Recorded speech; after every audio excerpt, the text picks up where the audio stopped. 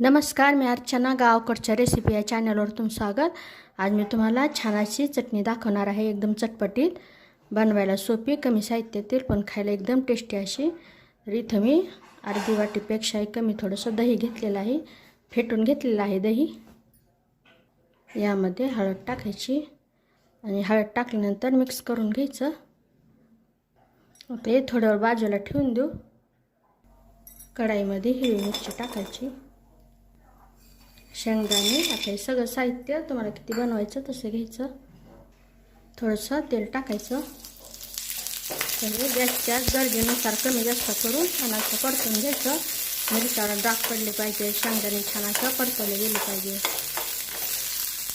हे व्यवस्थित परतवलं गेलेले गॅस बंद करून टाकायचा. यामध्ये लसूण टाकायचा. लसूण टाकल्यानंतर छान असं परतून घ्यायचं.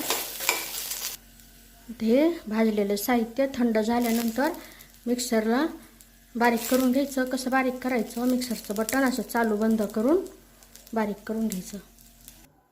कढाईत तेल टाकायचं. तेलामध्ये मोहरी छान तडतडली की बनवलेला टाका.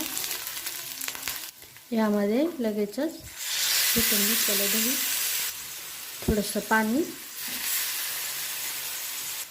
चवीनुसार मीठ.